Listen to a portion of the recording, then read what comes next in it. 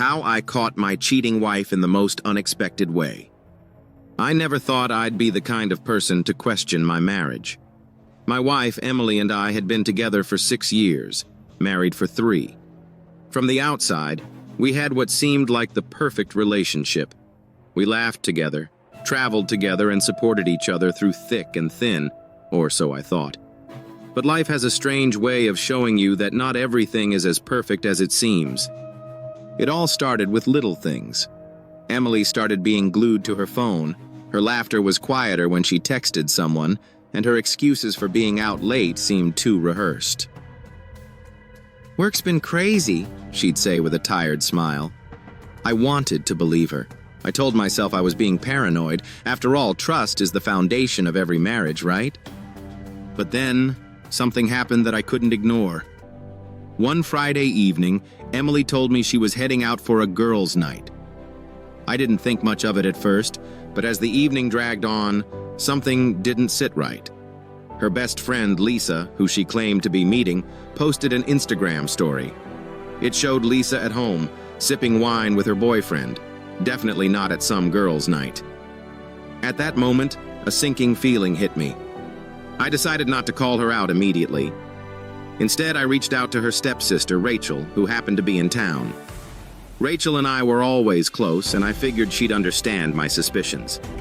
I told her everything, how Emily had been acting and my doubts about her story. Rachel didn't seem surprised. In fact, she admitted she'd noticed Emily's behavior too. Without hesitation, she agreed to help me figure out what was going on. We devised a plan. Meanwhile, I'd used the location sharing feature on Emily's phone, something we'd both enabled a long time ago for emergencies. When I opened the app, my heart raced. She wasn't at the restaurant she mentioned earlier. Instead, her location was pinned at a hotel just outside of town. Rachel and I didn't waste any time. We drove there together, my hands shaking on the steering wheel. I tried to convince myself that maybe it was a misunderstanding, but deep down, I knew. When we arrived, I asked the receptionist if Emily had checked in, but they couldn't disclose that information. I had to think fast. Rachel suggested we wait in the lobby, and as luck would have it, we didn't have to wait long. As the elevator doors opened, there she was.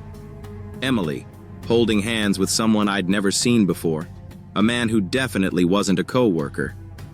Her eyes widened when she saw me, and she froze like a deer caught in headlights.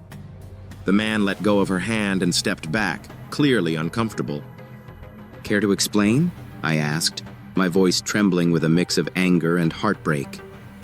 Emily stammered, trying to come up with an excuse, but the truth was written all over her face.